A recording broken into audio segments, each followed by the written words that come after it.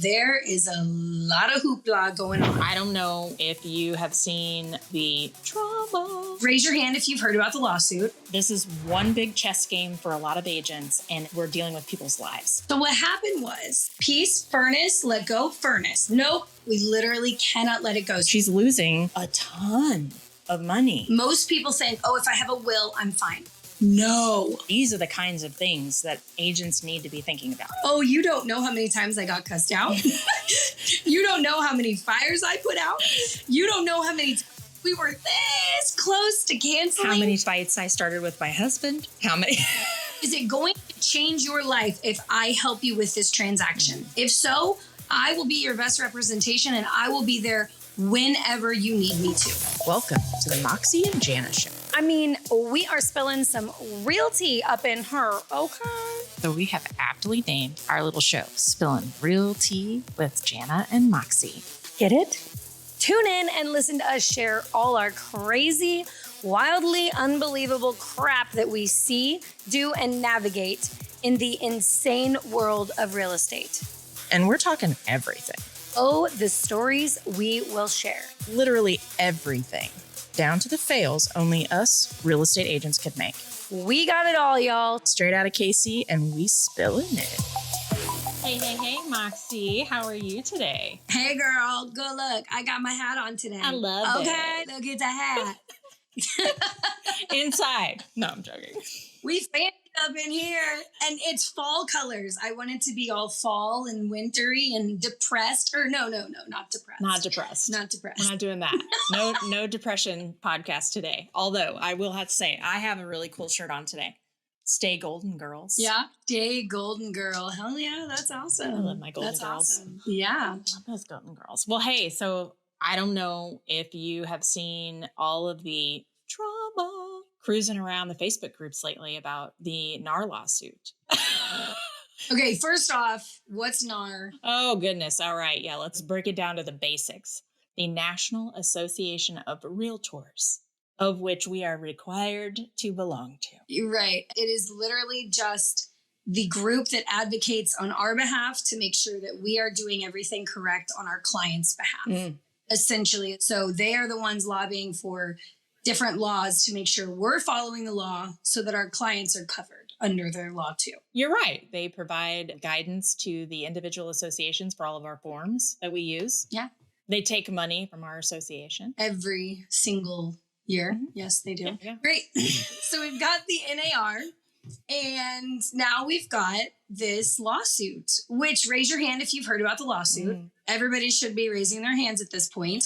And whether or not you're scared about it, you're indifferent about it, you're proactive about it, you're well-informed, you're uninformed, you're a consumer, you're an agent, there is a lot of hoopla going on. There is. So Jana, my question is, what do we do? Nothing. What do Nothing we do? fucking changes. Don't do a goddamn thing. Fair enough. No, I'm kidding. I'm joking. But I do think it's really important for consumers to understand this particular lawsuit has not changed anything about the industry yet. And there will be lots of appeals that are going to come down the pipe over the next couple of years. There's also more lawsuits being filed in Missouri and in other states as well. So this is going to be a long, drawn out thing.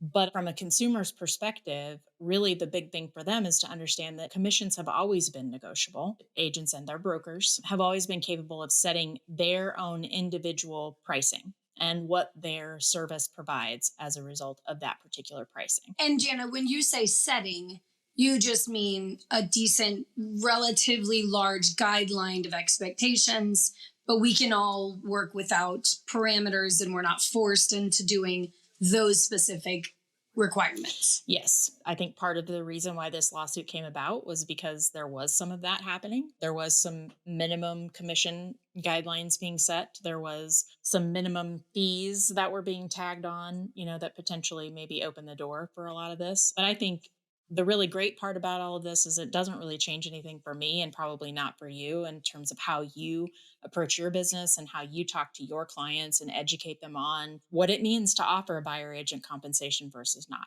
right? I mean, I certainly already have that conversation, so I'm not really worried about it. Also, at the same token, with your buyers, explaining to them that, hey, If the seller offers compensation, that's what I'm going to utilize. However, per our buyer agency agreement, if it doesn't come to the level at which you and I have agreed to, you are going to have to cover the difference. I've always had that conversation, and I have charged my clients if the listing agent compensation being offered to the buyer agent didn't match what my buyer agency agreement said. So let's talk about the new owner, the new FHA, or the newly divorced person that just has no money, and we now have to ask for potentially closing costs paid, a down payment assistance program, and we now also have to ask for the additional percentage to go towards the buyer's agent. There are some changes that the lenders are going to have to make in those parameters. They just are, because it's normal for us to ask a seller for closing costs if the buyer can't pay that. It's very normal for that to happen. And so really, to me, it's going to be not significantly different. To me, it's a conversation with our sellers to say, hey, Mr. Seller, Mrs. Seller, you only want to pay my commission. That's fine. But I need you to understand there's going to be a really good chance that that is now a negotiating point on behalf of the buyer and the buyer agent. They may bring that and say, hey, we'll give you full price, but we need closing costs paid. And we also need the buyer's agent to have compensation as well.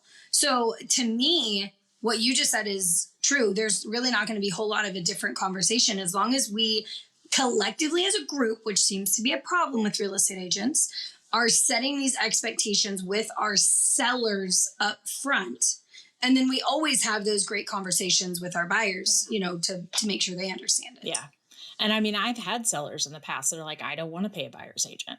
And previously, you couldn't put less than 1 penny into the MLS, our local MLS anyway. You couldn't. And I had those conversations with our director here back in 2021, which is when I encountered a seller that didn't want to pay a buyer's agent.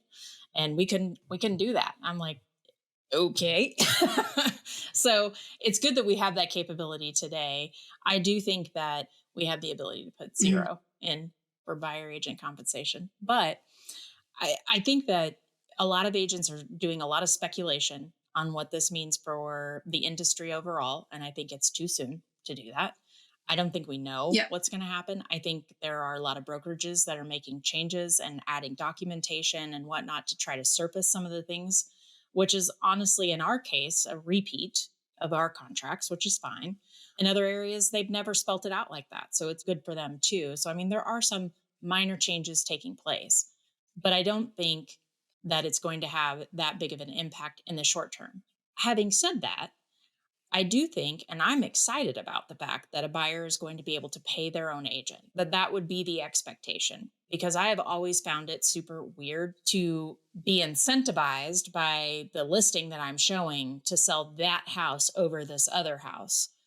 There is a financial incentive involved in that. And it always felt kind of icky to me that I would even pay attention to that. Also, our commission cannot become part of a contract today.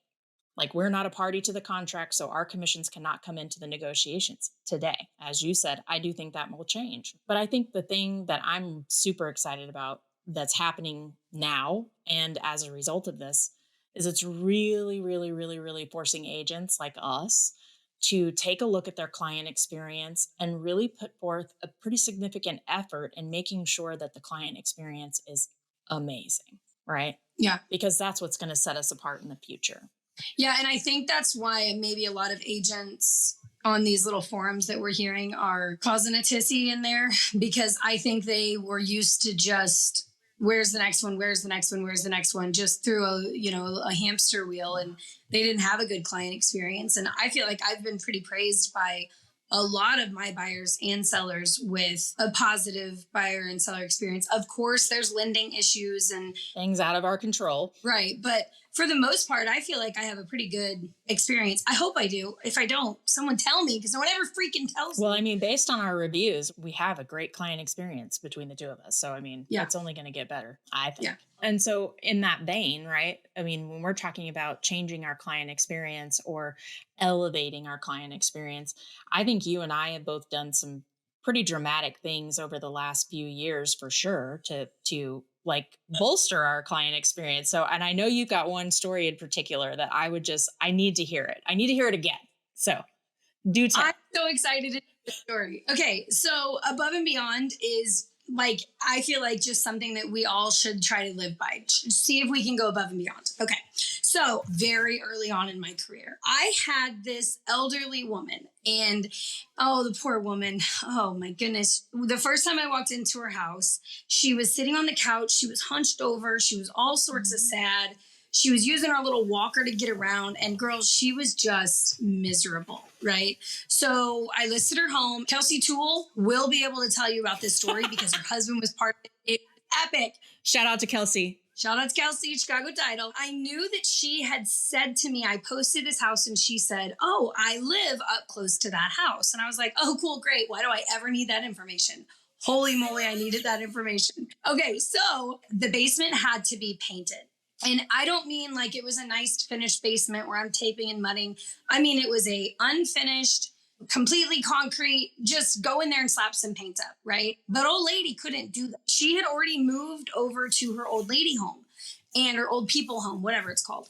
And so I'm over here and I'm like, this entire deal is going to fall apart if I don't go and paint this thing. So I got with my dad and I was like, Dad, I need a paintbrush and a can of paint. And so we got white paint and a paintbrush, and girl, I just went to town. I didn't bring a roller, dumb me. I just brought a stupid little brush, did the whole thing. Golly, it took so long. But in the process, okay, so that was the customer service side of things. Sure. This is now just the Moxie has a terrible experience sometimes side of things. I am now looking around the basement, and I look up at the ductwork coming out of the furnace, and I'm like, oh, that looks a little wonky. Just a tiny bit wonky. I'm going to make sure to reconnect those a little bit better. You became an HVAC professional in your spare time. So I went to reconnect them just a little. They were connected, but they were kind of not. And so just a little. Cool girl. So what happened was my cell phone was over on the hot water. I could just see you. A little short Moxie standing there like trying to connect these two pieces. It gets worse. So my phone is on the hot water heater. Okay. I am now trying to connect these pieces and this piece falls away. It's still connected to the ceiling, but it falls away. And I'm now holding the main piece that is also holding up the furnace. Oh God. So every time I go to let it go, the furnace is moving with it. And I'm like, this isn't so piece, furnace, let go, furnace. Nope, we can't, we literally cannot let it go. So I'm stuck like this, holding this thing, trying to reach for the other piece. Come here, little piece. Nope, not reaching it. Try to reach for my phone, girl. It is millimeters away.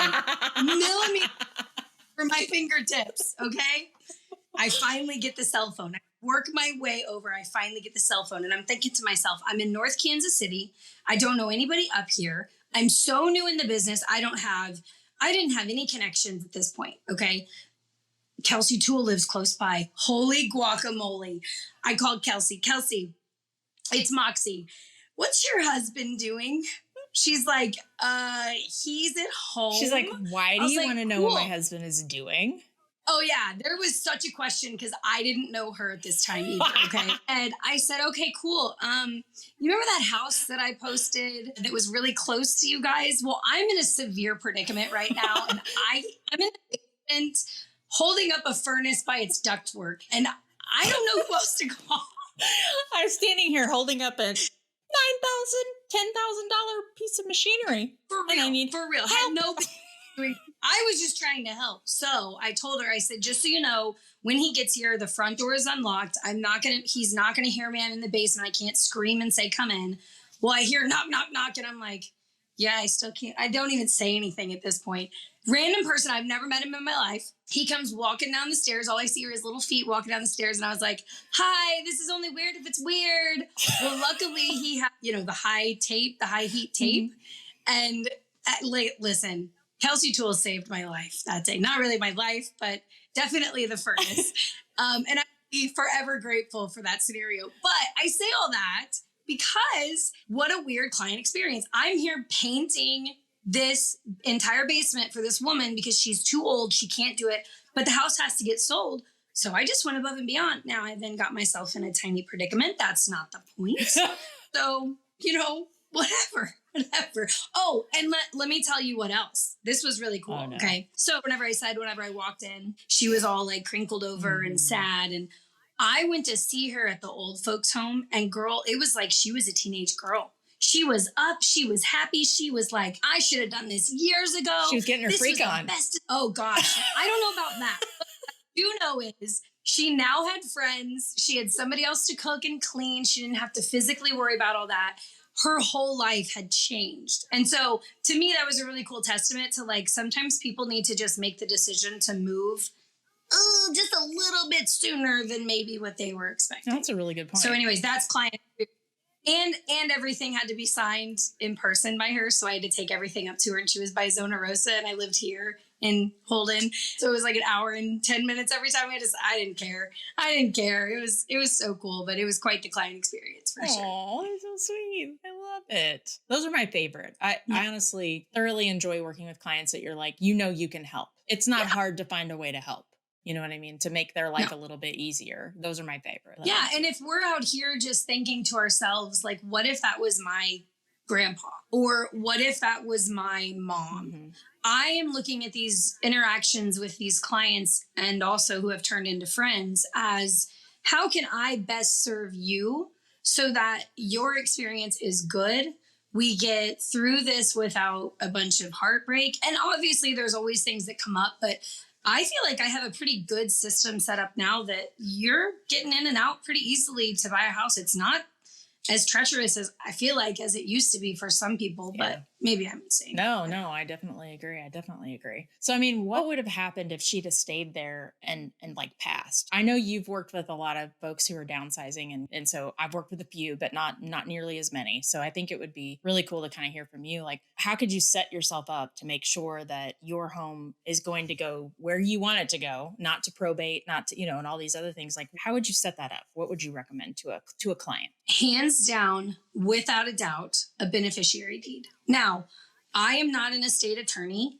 I am not an attorney at all. I am just a goofball that barely made it through 2 years of associate's degree in college. But hey, we do have referrals to really great estate attorneys.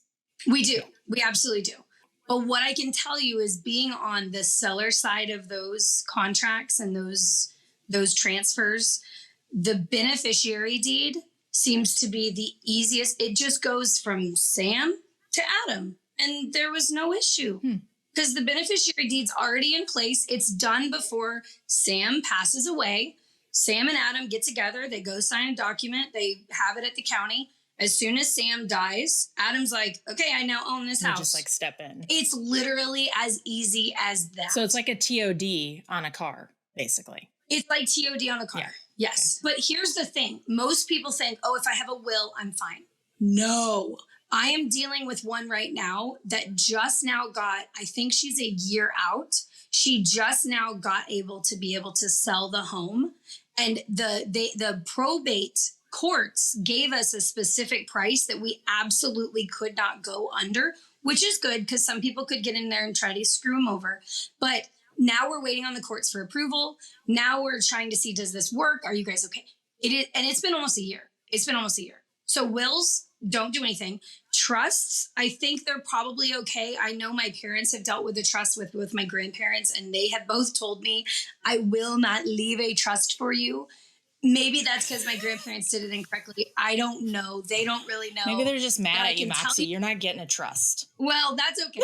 I know, as far as like homes go, I can tell you emphatically, working with it as the way the laws are now, a beneficiary deed, hands down the simplest process for everybody involved. And I wish more people knew about that. Well, and I wonder, does it change anything? So like if Sam decided to, I can't remember who was who, but if Sam in this scenario decided to sell the house and not pass away, like that's a choice. A beneficiary deed doesn't change their ability to sell. No. I think that they would have to have Adam in this case sign off saying, he's okay with that. I think, I'm not 1,000% sure on that. That's a good question. But I know when Adam goes to sell it after Sam has passed away, it's a general warranty. It's the easiest process. Yeah, at that point. Yeah. It's pretty cool stuff. Now, I've dealt with it a lot because my family does estate sales, which is basically if you pass away, you get a divorce, you have to downsize, foreclosure, I don't know, moving to another state. We've had people be like, we're moving to a bigger house and we just don't want to take anything with us. I'm like, okay, got you, pumpkin. So there's all sorts of scenarios. But the one thing that I've learned whenever I come across a scenario that I think could be applicable to an estate sale, people always say the same thing. They always say, well, I'm going to start throwing stuff away or clean this place up, and then I'll have the estate sale company come in. And I'm like, no, I don't want you to do that. They don't want you. Let them deal with all of it. Let them deal with your trash, girl. We've seen some stuff. Woo. Yeah. So, I mean, tell me about that. Like, the house could be a hoarder situation. It could be complete garbage, but there might be some valuable items in there. And so bringing you guys in, or your parents' company or whoever, your family's company. Yeah. And I used to do estate sales with them for 8 years. So I was in the thick of it for a long time. So literally, literally, trust me. Woo! Sam, Sam is just going to be our person that dies. He is just, I feel bad for Sam, not okay. For all the Sams out there, but here we are. But Adam gets all his benefits. Okay. So Sam passes away and Adam's like, what the heck do I do with all this stuff? I don't want to touch it. I don't want to clean it. I don't want to trash it. I don't want to look at it. I don't want anything to do with this because I haven't talked to Sam in 10 years. Whatever the situation is, you call in an estate sale company. Absolute Estate Sales is my family. Shameless plug. Shameless plug. And you ask them, hey, is this enough to do a sale? Or is this enough for you to buy out? Or whatever the circumstance is. And then they get it. They get the crew in there and they touch everything for you. What I tell people is give them the keys. And after X amount of time, they will give you a check and a completely cleaned out house. I mean, for some people, that is invaluable circumstances. Imagine if you're in even a divorce that's not amicable and both parties are like, I don't want anything because I know what you did on that bed. You could literally just, I'm just saying, I don't know. You could go in and take your clothes. Sam, you dirty, dirty man. Yeah. You could literally go in and just take your clothes out of the closet. They'll sell your food. They'll sell your cleaning supplies. Girl, I bought Windex and cleaning supplies and laundry detergent for 8 years. I never went to the store for that stuff because I bought it from a estate sale. Okay, so I just have to tell you, so my daughter Morgan has gotten into like thrifting vintage stuff and has finally discovered estate sales, right? And is like actively going to them on her own. And she came across an estate sale this last week and she went on Saturday and then we all went on Sunday. And this lovely elderly lady is doing it herself. She's doing it herself. One Facebook Marketplace post is how, but I mean, she was busy, but at the same time, like we were there, I think it was like 1:00 and she was closing it down at 5. She has to have her house completely cleaned out in the next 2 days. And there was a ton of stuff. They were asking us like, who could we donate this stuff to? And I had that thought. I'm like, what if I just gave you $100 and I pull up with a truck? Yeah. I'll just take care of it. And then you can move on. And I don't know what the hell I'm going to do with it, but maybe Morgan can thrift some stuff. I don't know, but she's losing a ton of money just donating it. If she had a company who was already established, had marketing, had great websites, great email lists, great Facebook presence, maybe she wouldn't have had as much. There's always stuff left over. Don't get me wrong. But the company ends up taking care of that at the end. And this little lady who I painted her basement, that's actually how I got her. Was my family, they were doing her estate sale and they were like, do you have an agent? And so it kind of worked out well that I was able to service her. And I think too, kind of in that same, like, painting something for a client or, I think we've all had those, I got to pitch in and do something here to make this happen. Right. And actually the Royal Fox Network, which is my team, we created these programs to help sellers and buyers, but primarily we're talking about sellers in this case. We created our Flip to Sell programs, very similar to what you were just talking about, not on the estate sale side, but definitely if there are like repairs that need to be made or upgrades that would help bring them more money, on the market at the time of sale. Bring in better quality offers, less questions being asked. Everybody sees really good product. So we put together this Flip to Sell program, which basically we handle taking care of all of the contractor work, the painting, the putting in the granite countertops. We put in new windows, we put in new floors. We haven't had to replace a roof yet. but we would if we had to. But we'd provide up to $35,000 worth of funding to complete renovations on a home or upgrades or repairs. So we've had lots of sellers that have come to us like, the dishwasher doesn't work. There's a leak in the floor that's, still dripping into the basement. The hot water heater hasn't worked in I don't know how long. We run down the street and take showers. I've literally had those kinds of, I'm like, okay. We walk through and put together, here's all the things that we need to do. We put together a budget for it. They approve the budget. Obviously we're not doing this for free, but they pay us back at closing. So in that same thing of like, we always give up our time and energy to help our clients move them, wherever they need to get going to. This is one of those things. Whatever it takes. Yeah. And I love that. And I think tying that back to the NAR stuff, and kind of elevating our client experience, I think these are the kinds of things that agents need to be thinking about.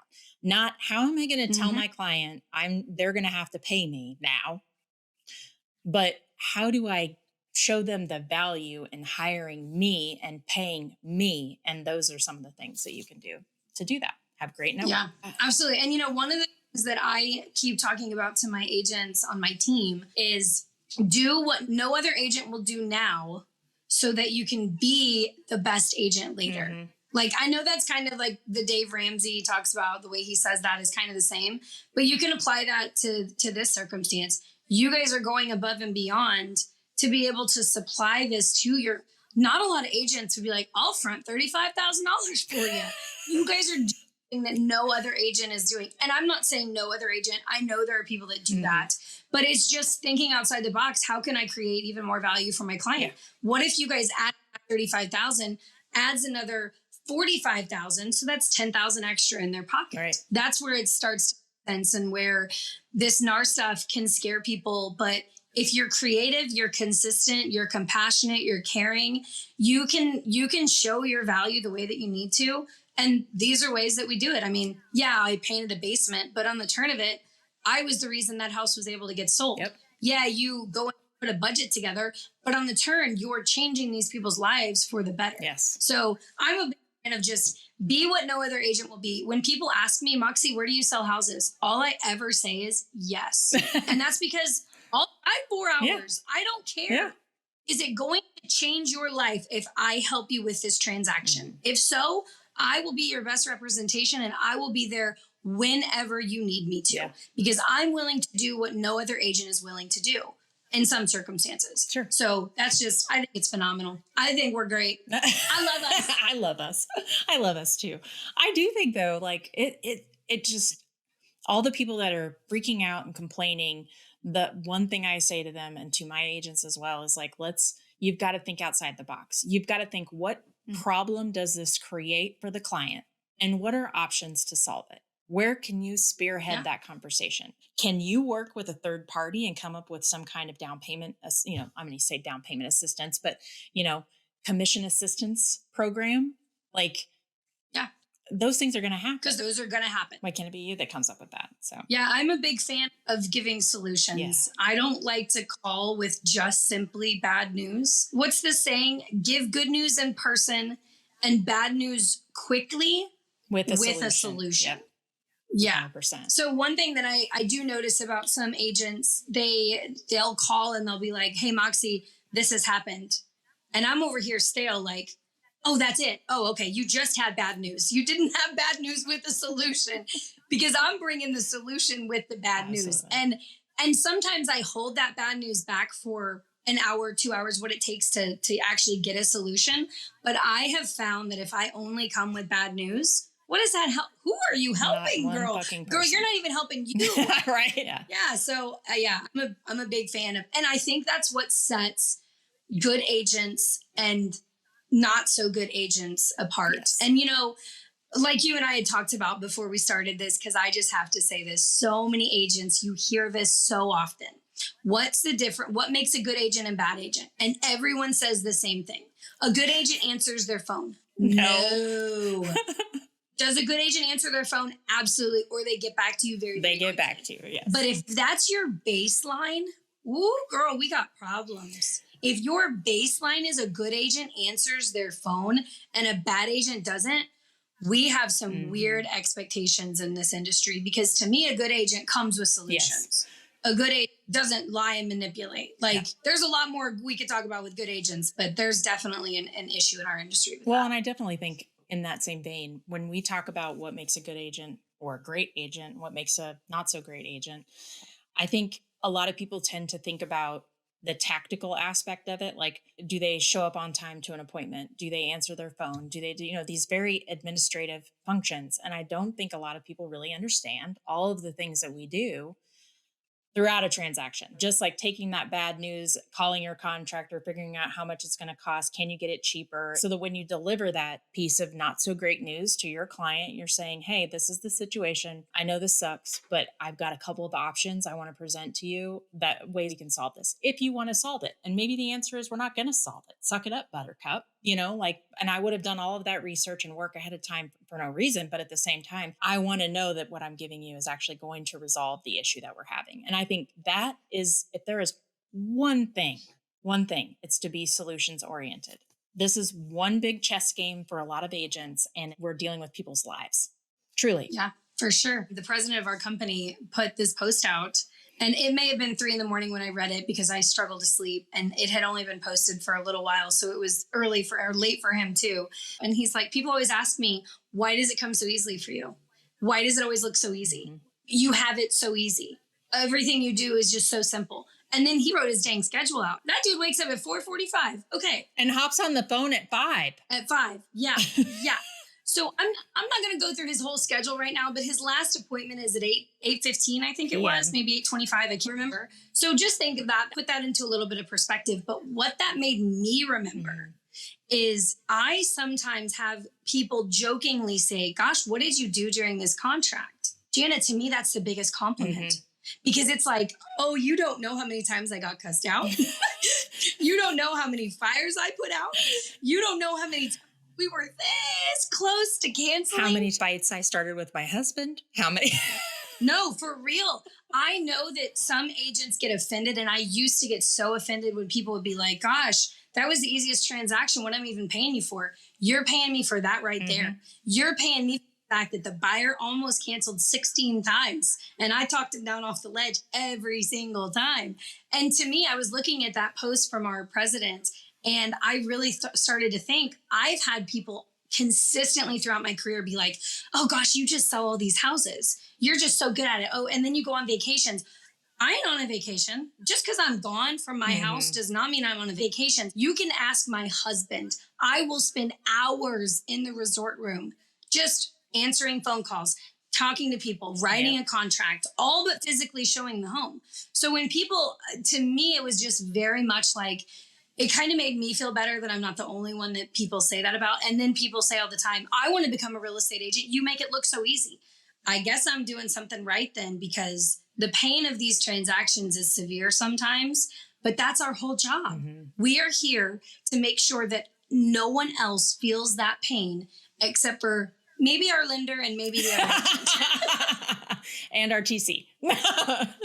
No, but it's true. A lot of people see the job that we do as something that anyone could do. And certainly the bar to get a license is pretty low in our area. And there are definitely a few agents I've come across that probably just should have kept on walking and not gotten their license because they're that terrible. But I think when you look at like what makes a great agent, it really comes down to solving problems that no one knew they had until they had them.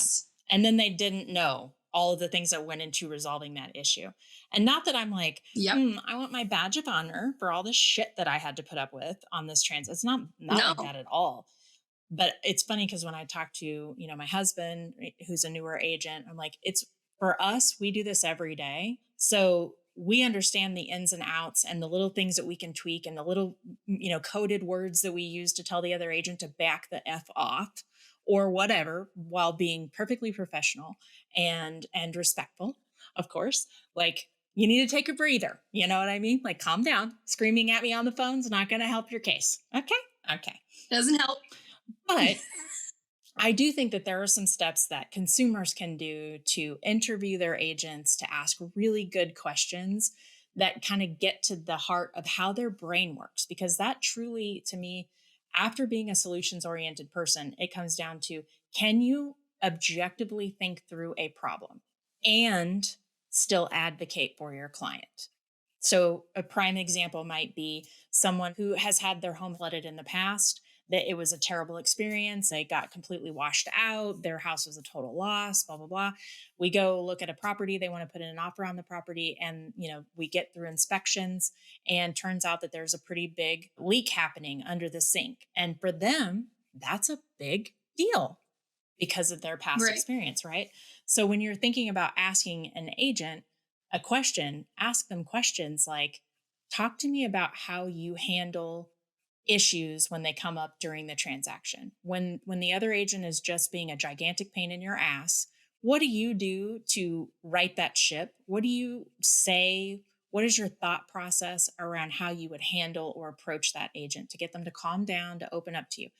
Ask those kinds of questions because, I can tell you the recent transaction with a referral agent. It was like every time we asked a question, it was, oh, well, you can find that on that website. Oh, you can go look that up on the city zoning website. Oh, you can go find that by going to the city hall and asking the receptionist for this particular person. Like, bitch, do your job. Yeah. I'd be like, here's the document. What else do you need? Do you want me to walk you through it? Like, here are the high points that I noticed in the document. I don't know if that's important to you, right? You're going to put in that extra effort, but when you're dealing with people who have had traumatic experiences in the past, buying or selling, you've got a lot to overcome. And the really important thing is to ask good questions. Don't ask the basic, do you answer your phone? Are you available at 8 p.m.?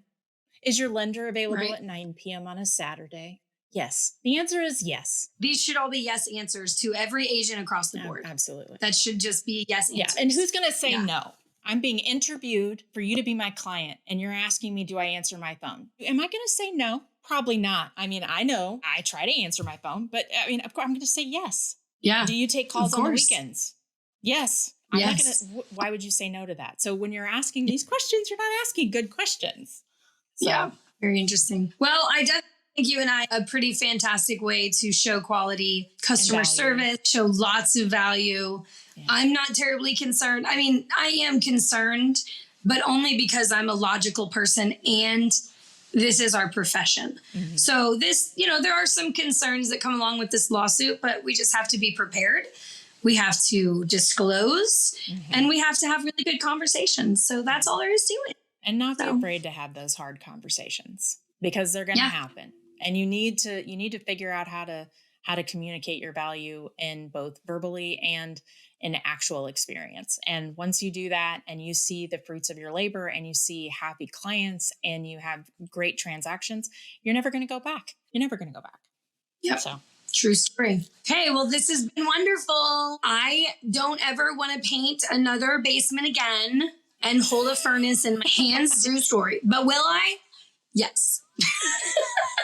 Yeah. If you got it, you got to do what you got to do. Thank you so much for hanging out with us today. We know you're probably potty watching or avoiding doing something domestic today, and we're glad you found us instead. If you've got a crazy real estate story to share, burning questions you want the real tea spilt on, or maybe you want to sponsor our little production, we want to hear from you.